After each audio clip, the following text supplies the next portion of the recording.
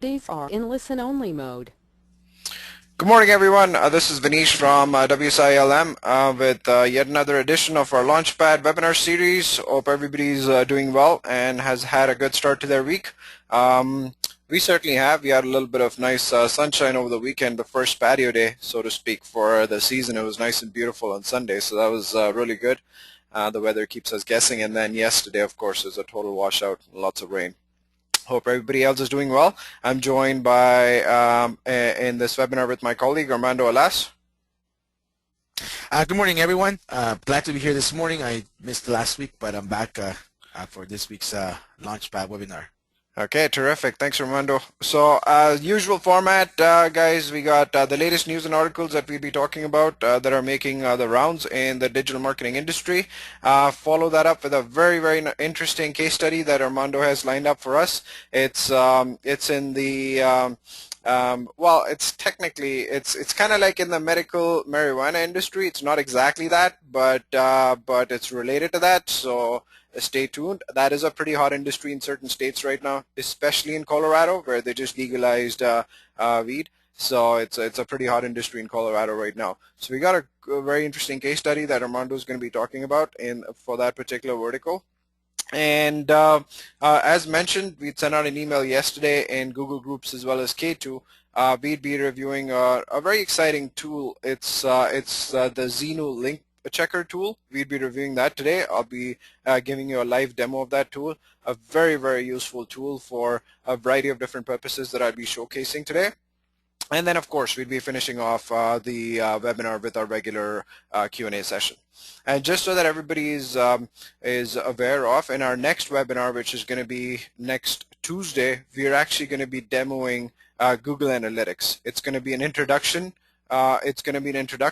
To Google Analytics, and that's going to happen next week. So if you have if you know of some ICs that are struggling with analytics, or if you have any questions as far as analytics is concerned, that's definitely next week's webinar is definitely a must-attend webinar. Please feel free to send out the link to fellow ICs that you know would benefit from the analytics session that we're going to be having in our next Launchpad webinar. That would be terrific. All right, so let's get things started over here. First news is the U.S. Search Awards. The U.S. Search Awards are being done in association with an organization called PubCon, which is basically a huge digital marketing conference. And these are the inaugural Search Awards for 2014. And the interesting part is the amount of categories that they have. So here's the official link to the U.S. Search Awards. And there's a variety of different categories that you can actually get your sites nominated or your projects nominated. And I'll just take you through the categories really quickly. I think it's only a $100 fee per submission, but again, the publicity and the limelight that you're going to be getting, the nominees and the eventual winners, is definitely worth it. So if you do have a project that you feel is worthy of this recognition, I would highly recommend entering this competition, these search awards. So the categories include the best use of search in the retail sector, in the finance sector, travel, leisure, best local campaign. So if you think you had a really good local campaign for a client, here's where you enter in your bid. Best low budget campaign. This is a really interesting category where PubCon and the US Search Awards are actually recognizing a campaign that has achieved outstanding results on a monthly budget of $500 or less. So this is a pretty interesting category that should get a lot of attention and is good for a lot of the ICs that are dealing with local clients. Best use of PR in a search campaign, use of social media, integrated campaign, mobile, and then the best PPC campaign, as well as the best SEO campaign. So there's and again, you have a lot of leading agencies that are vying for this award. You also have the best consultant, best SEO software, best agency, young search professional of the year, etc., etc. So again, if you do have clients that you feel can be competing nationally for these awards, then I highly recommend that you have them enter this particular search awards, because again, it's going to bring in a whole amount of tremendous amount of publicity and a lot of limelight, and it's going to be great, if you eventually win or even just get nominated, potentially for more business. And it's a great thing to boast about on your website and get associated publicity with it.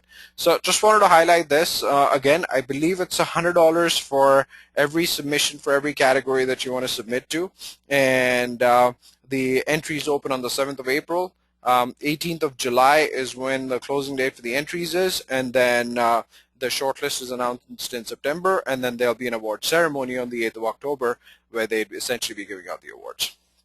Great. The other big news that we wanted to talk about was with reference to Matt Cutts giving us a little bit of a preview in terms of what's coming up for the next algorithm update, something that Google's really working on in the behind the scenes. So what Google's saying is that if you are popular doesn't necessarily mean that you're an authority in that particular subject, and they want to have a segregation in their algorithm on popular sites as opposed to authority sites. And there's a couple of examples that Matt Cutts basically puts out there. What he basically says is that, look, if you compare government sites to porn websites, right? Porn websites, obviously, very popular, but they don't necessarily get rank very high in Google for non-porn related queries, right? Government sites, on the other hand, are not very popular, but are highly authoritative because they are the authority as far as their particular division, their departments are concerned. So they get ranked really high.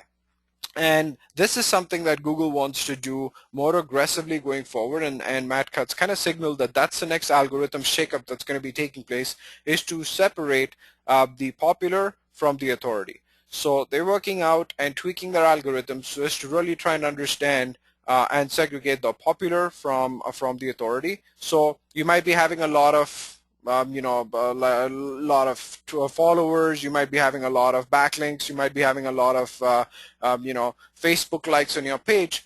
Doesn't necessarily mean that you're an authority in that particular subject. And authority is going to be determined by he gives an example of like a medical query. So let's say if Google really likes the content related to this particular vertical in your industry, and Google determines that you are an industry expert, and how they'll go about doing this is a whole bunch of different factors, right?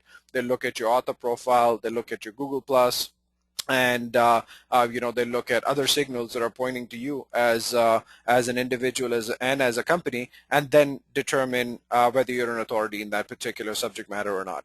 And then based on that is when they'll decide the ranking structure for the first 10 pages, for the first 10 listings at Google for the first page.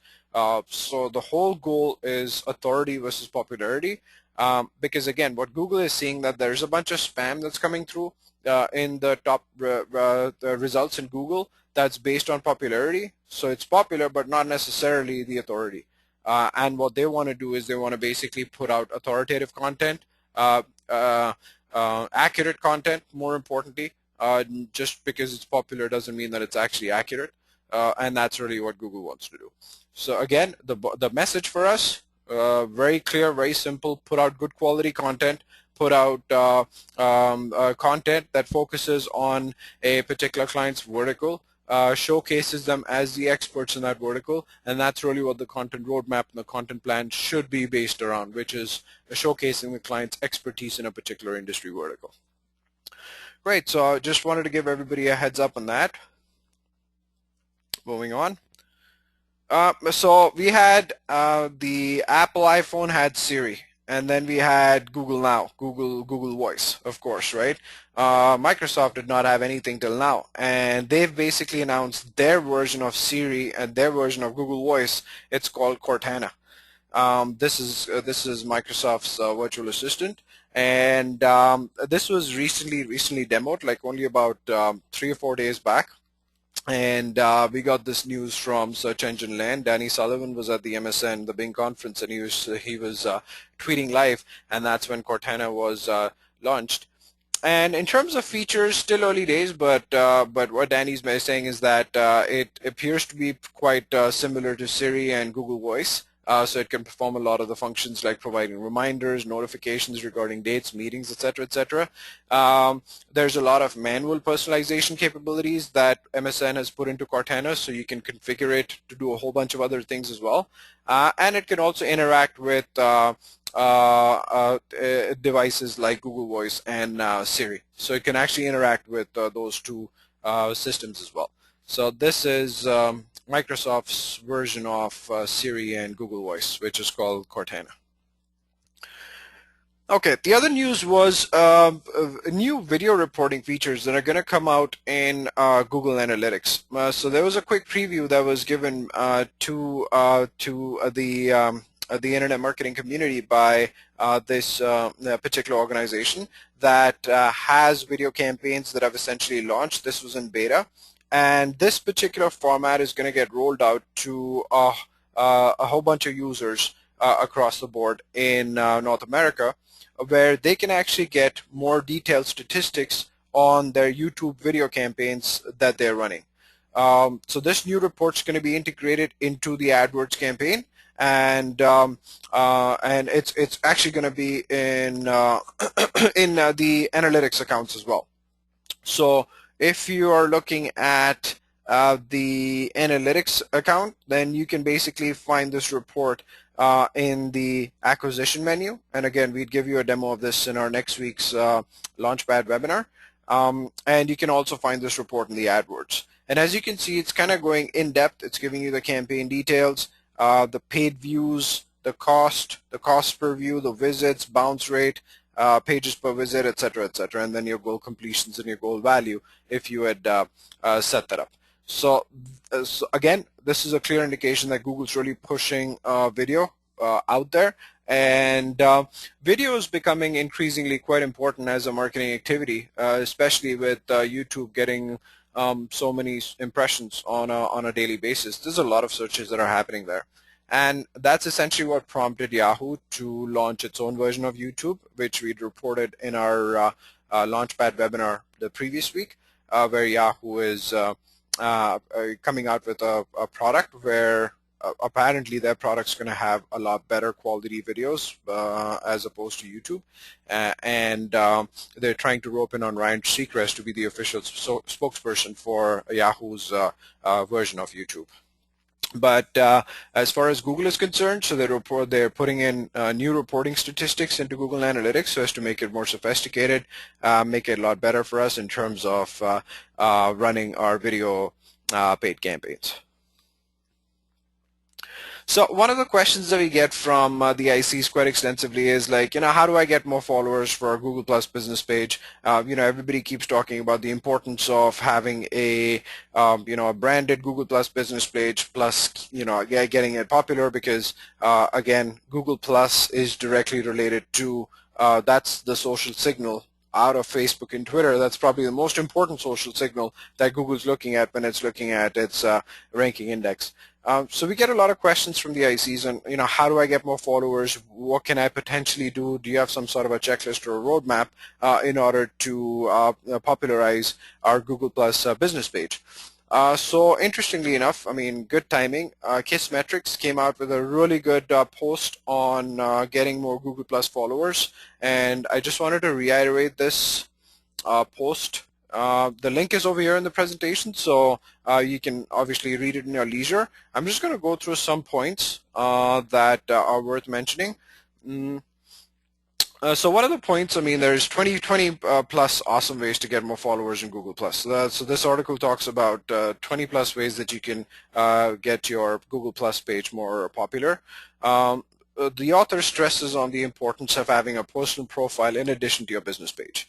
And the reason why is that the author states that the personal profile can really be built and set up and reinforce your business brand. So it's kind of like one piggybacking off the other. So if you don't have a personal profile for your clients, set that up, because the clients can essentially be utilizing their personal profile to promote their business.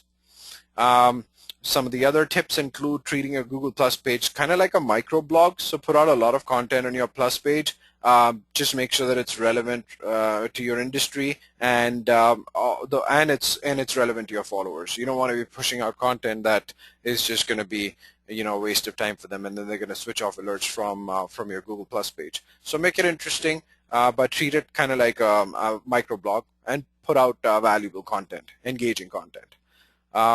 Add relevant people and businesses in your circles. That's a no-brainer.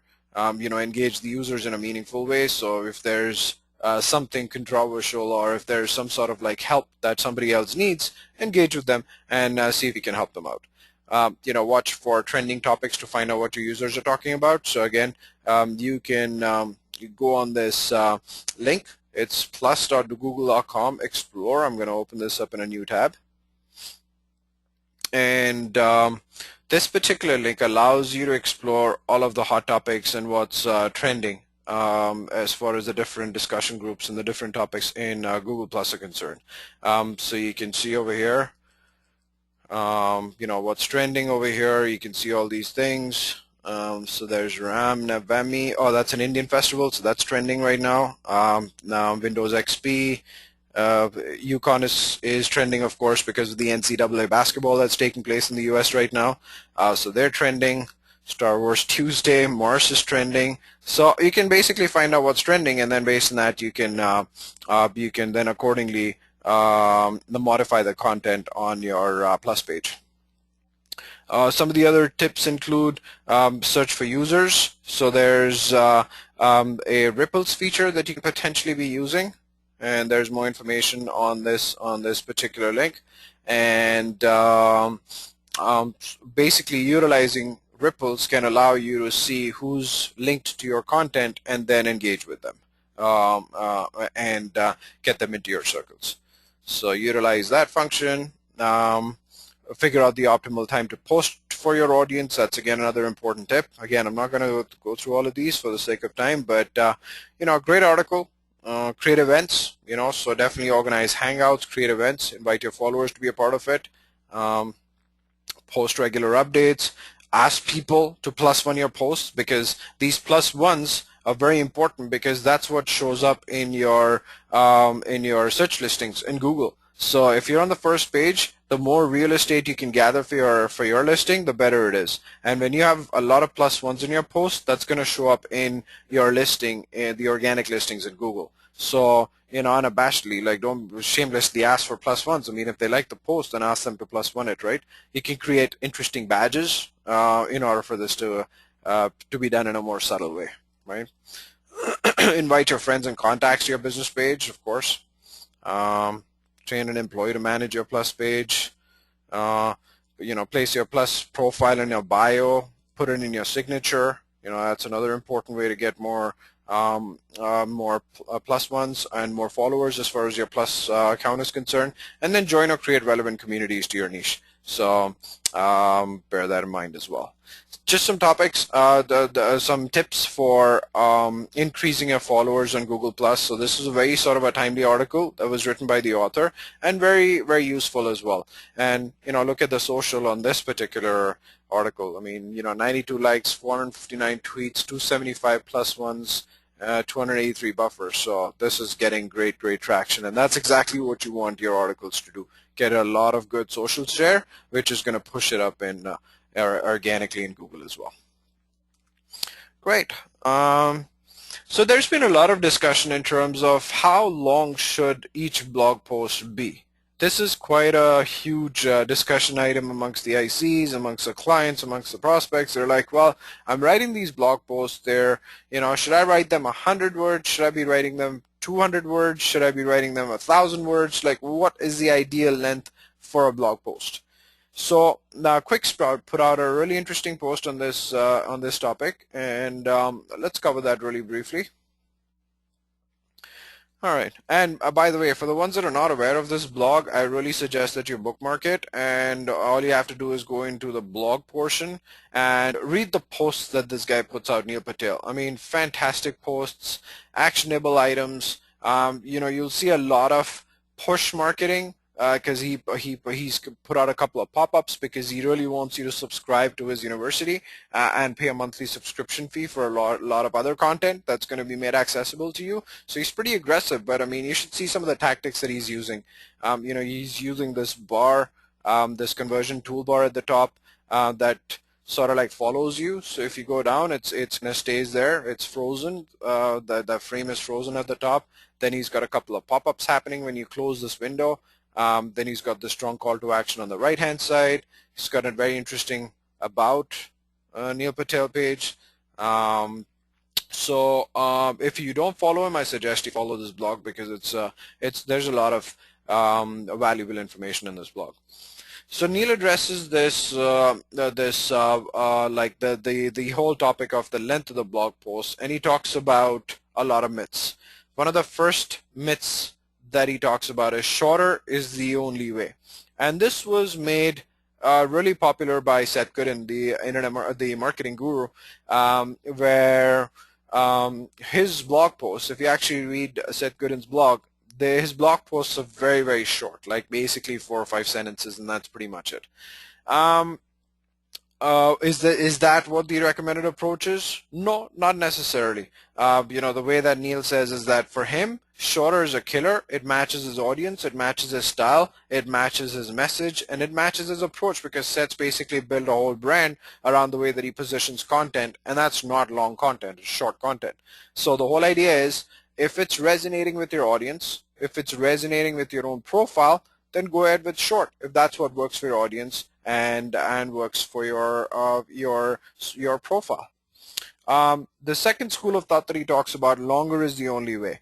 Not necessarily, because Neil gives the example of 2 of his own pages. So he says my about page has over 2,000 words. And if you count in all the comments on my About Us page, you're looking at more than 10,000 words. And by contrast to that About page, my landing page is only 20 words. And if you're actually wondering about what his landing page is, he's talking about his homepage, which is quicksprout.com. There's only 20 words here, and that's pretty much it, because he's trying to promote this tool for you to utilize. So again, he's utilizing short and long dependent on what content he's trying to push out there and what he's trying to promote and what kind of audience he's trying to attract. So it depends on that. Then another myth is that people don't read content on the web. And Neil's pretty aggressive, and he tries to bash this particular myth, where he says that, that's incorrect. If your content's interesting, people do read your content. And there's this myth circulating for a very long time, where they're like, people on the internet just kind of scan the content, and if they don't like the content, they're just going to miss out. They'll not carry on and read the rest of the content, which is probably true, which is why you need to be so particular about your headlines and your initial introduction paragraphs, and make the content very readable. So there is definitely a shorter attention span, but if you do catch their attention, if you do find something that's interesting, then you're going to read it.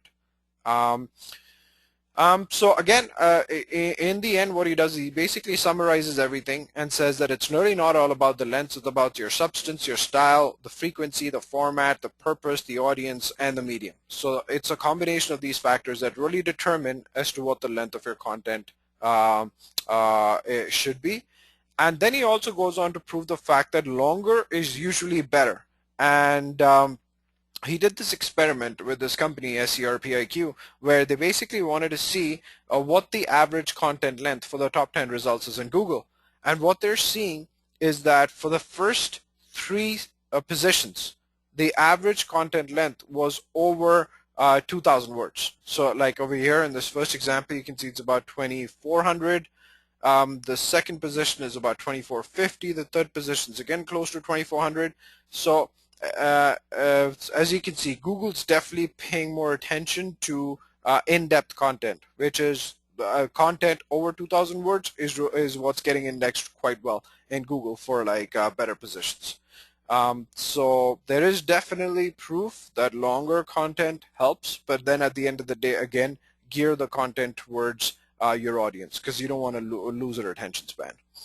The more variety you have, the stronger your keyword potential. Again, switch up the keywords based on Google's Hummingbird update. You don't want to be focusing on just one keyword. You want to give in or address a particular topic, but address a whole bunch of different keywords that are associated with that topic, because based on the whole Hummingbird update, Google's going to rank your content high for a variety of different keywords, not just one keyword. So that's important as well. And the greater your word count, the more backlinks you'll get. And that's primarily because, again, if you're writing longer content, it's supposed to be an authority piece, and people like to link to authority pieces, right? And there was a Moz test that was done that he highlights as far as this blog is concerned. So again, a very interesting post from Neil on this hot topic on how long should each content post be. So this is a burning topic for a lot of us, and at the end of the day, it really depends on a variety of factors that have been mentioned in this blog, but Google is definitely paying attention to in-depth posts, longer content, on an average 2,000 words and up. Great. Excellent. Armando's time. I'm going to pass it over to Armando, and he's got as I mentioned, a very interesting case study lined up about the medical marijuana industry in Colorado. So Armando, over to you. Thanks, Anish. Great. So this week we have a case study from one of our ICs in Denver, Colorado, and the name of the website is called MMC Depot. And basically, what they do is they're a wholesale cannabis packaging supply. So they don't really sell cannabis; they just sell all the containers, the jars, all the packaging supplies that are required to maintain this product, I guess, airtight and fresh. So one of the key things that I wanted to share with you in this case study, it is partly SEO, but also partly technical in essence, because although we weren't in charge of launching the website, we did provide consulting with the IC. The IC wasn't also, he didn't have the contract for the website, but he was providing his expertise and consulting in building the new website as well as the launch. Now, just to kind of tell you what the plan for this project was, it was a new e-commerce launch with SEO-friendly features. They were moving away from a classic .asp site where the URL structure was not SEO-friendly.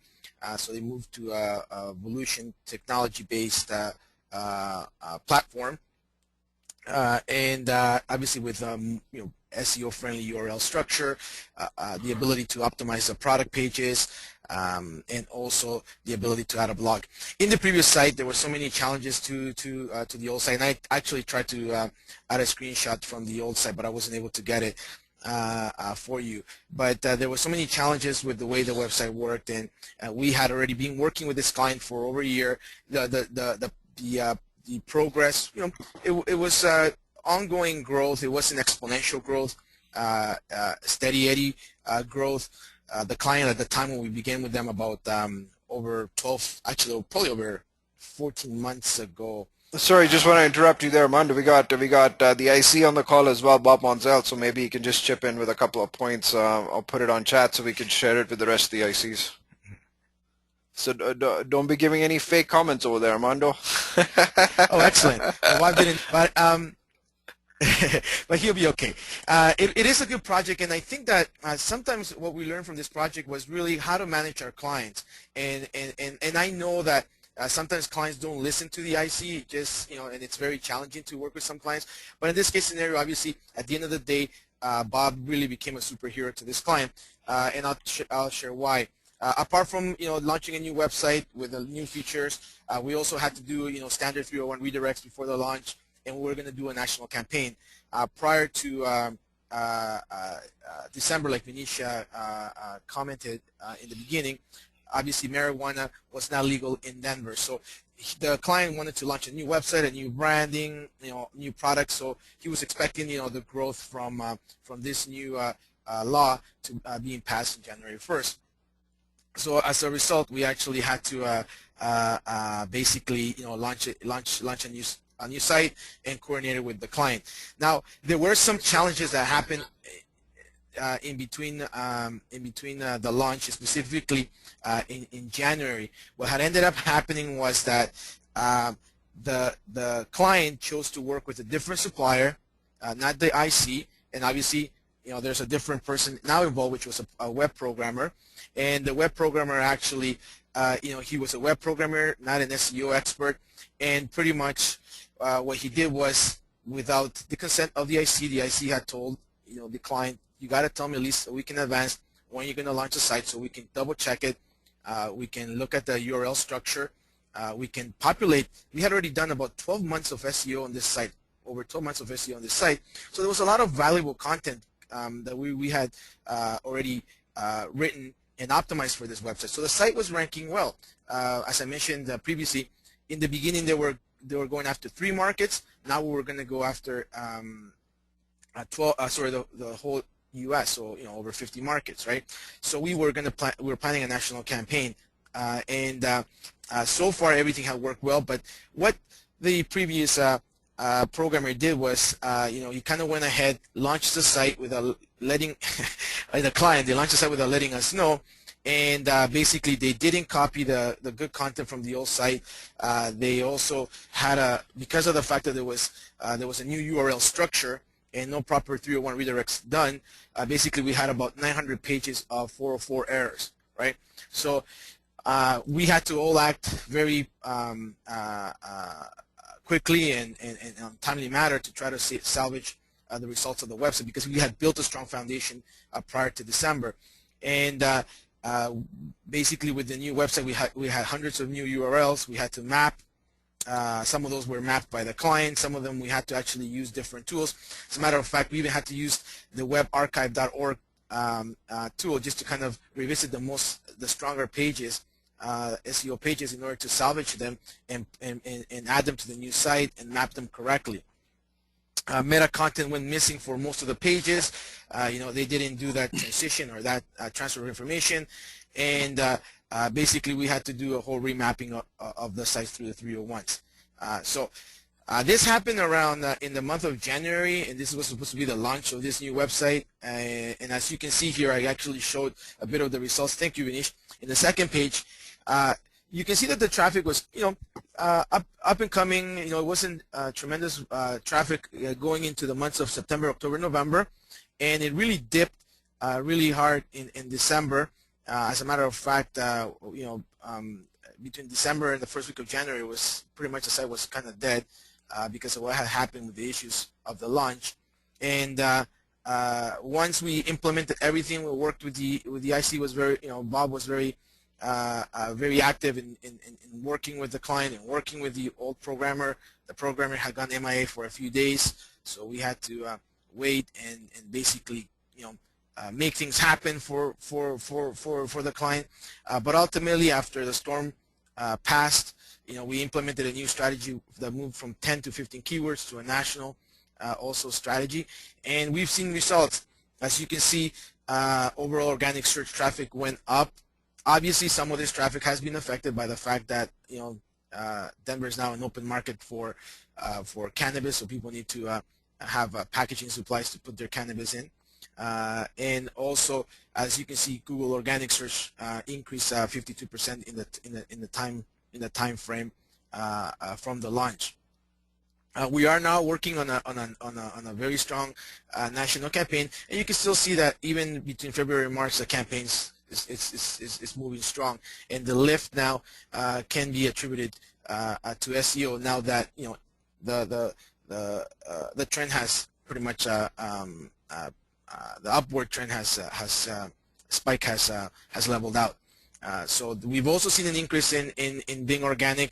I know that Vinish continues to highlight during the presentations about the importance of also looking into Bing in order to gain traffic, and this has been very important for this client, as they've also gained a big share in Bing organic as well as in Yahoo. So the next phase that we'll be working with this client now is that now that the site's kind of in stable condition, now that we have the SEO back on track, we're going to be working with them in a social media capacity in the next few months in order to strengthen their SEO.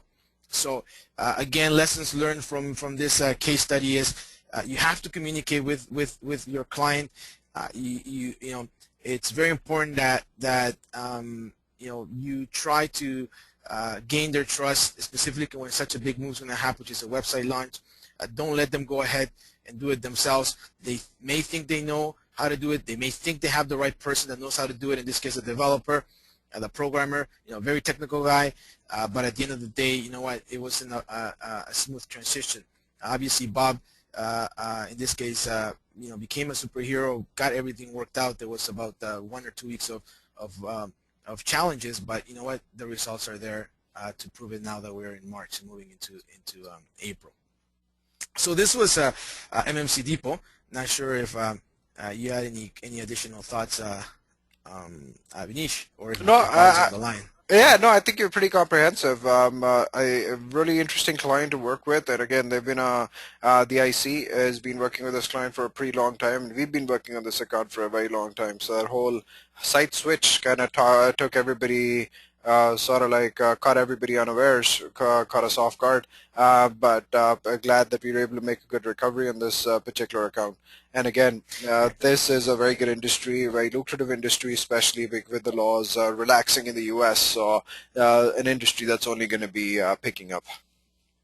Yeah, and I think that the important factor here is also, as an IC, you should have your own checklist of things to do before a new website is launched, specifically whether you're inheriting a site or whether one of your clients is going to launch a new website or you're part of that launch.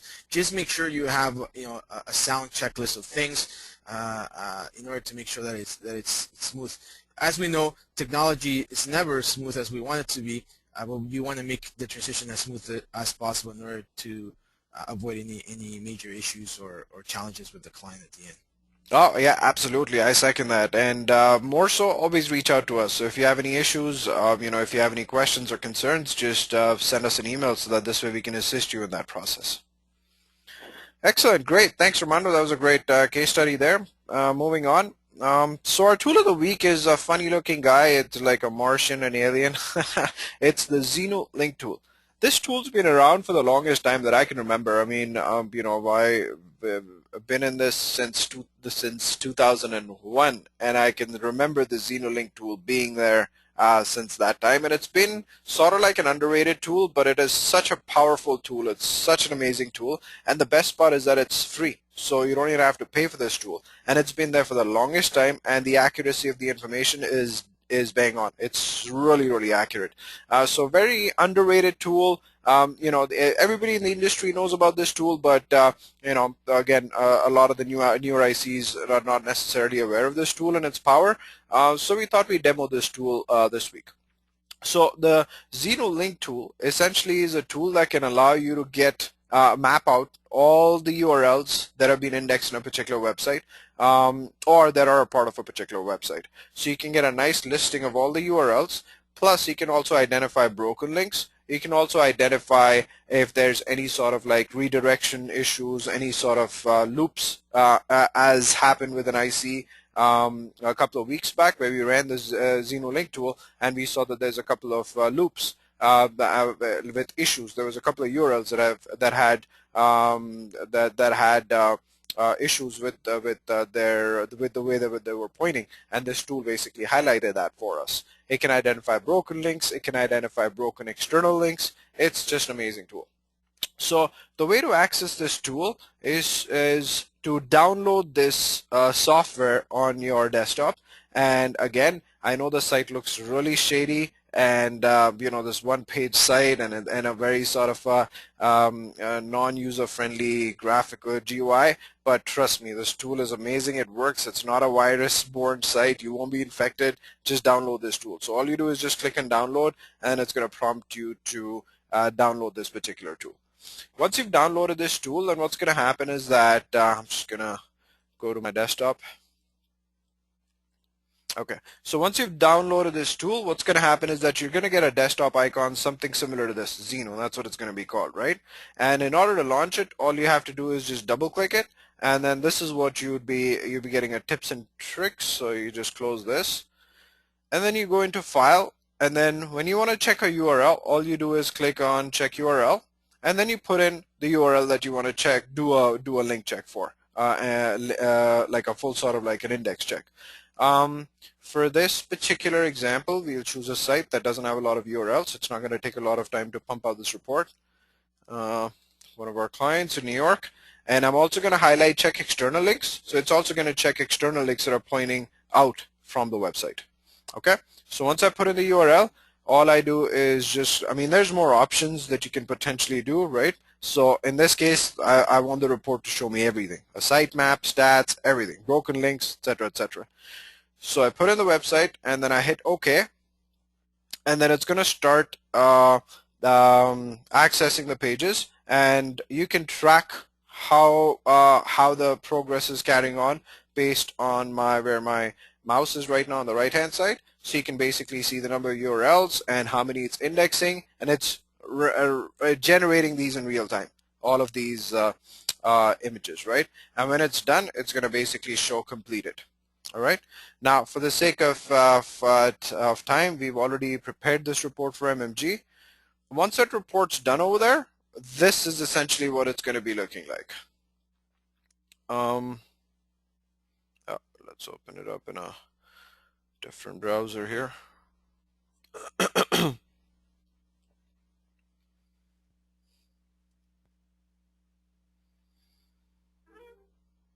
Okay, well, it actually finished out. Okay. Here's the beautiful part. So if I go to the actual tool, it's finished the report, 100% done. And then what it'll actually do is that it can actually even upload your report directly into an FTP. We don't want to do that right now, so we just hit cancel. All right, and once we hit cancel, we can actually save this. So we want to save this report. So the way that we're going to save this report is you can save it as either in a sort of a Xeno format. We don't want that, right? So we just want it to be saved as a tab file. So we don't want this format. So the way that we're going to save this file is export to a tab separated file. Okay, that's how you're going to save this file. Again, we have this file saved. This is kind of like the report that you'd be getting, and then all you can do is just simply edit, select all, copy it, open up an Excel spreadsheet, and then just dump all this information in the Excel spreadsheet, and now you have all of the URLs, right, for this particular website. Now, you might need to do something over here because you would be getting everything, and by everything I mean images, applications, everything. It basically indexes everything on a particular website. So we want to just remove all the images and the applications, and all we really want to look at is the URLs for the particular website. So you just have to do a quick filter function. Just go into type, remove the select all feature, and then just go into text HTML. That's essentially what we're looking for, because that's really where the text files are located, the actual pages. And when you click on this, there you go. So now you've filtered the pages, and these are all the URLs for a particular website. So as you can see, this particular site has, let's go up. This particular site has 79 pages that are a part of that website, and then you can do a quick check with Google to make sure that all the 79 pages are indexed properly, and then it also gives you a sort of a full broken link analysis, so you can see what's broken. The status for these links is okay, which is good, so everything is resolving properly, and you can also see the title of the pages, right? So if you want to observe title tags, you can see what the titles of these pages are in the title section, and some more technical information related to the pages. But really cool tool in order to index, find out pages being indexed for a website. And the best part is that your site can be 20 pages or 20,000 pages. It's just going to take Xeno over here to, like, if it's 20,000 pages, it's going to run for a little while. It's going to run for like 30 or 45 minutes, but just run it on your desktop, keep it running, and then it's just going to keep running that information and keep checking that site, and in 30 to 45 minutes it's going to produce a text file like this for you, so you can save the file, save it as text, and then copy paste it on an Excel sheet, and then just sort it based on the function that I just showed you, and you'll have all the URLs for a particular website. So the best part is that it's free. You can get this report for a site that's 20 pages or 20,000, it doesn't matter, and it's really accurate as far as the tool is concerned. Excellent. So that was our tool for the week that we wanted to demo. Let's go on to questions. I see a couple of questions here. Great. Oh, excellent. Bob's giving us a bit of a shout out. I wanted to give a shout out to ALM for their support in the website fiasco. They provided great data that allowed me to demonstrate the issues that the developer had caused, that allowed me to upsell the corrections as well as get the client to lose faith in the other developer. And they did a great job in fixing all the issues very quickly. Terrific. Thanks, Bob. Bob's one of our first ICs that we've been working with in WSI ALM, and it's been a great partnership. It's been fantastic to work with him. Howard had asked us about the URL for the Xenu tool. Certainly, Howard. So the URL is, let me just go here. So this is the actual URL. So it's home.snafu.de. You know what? Let me just go to the PowerPoint because I know I have a simpler version over there.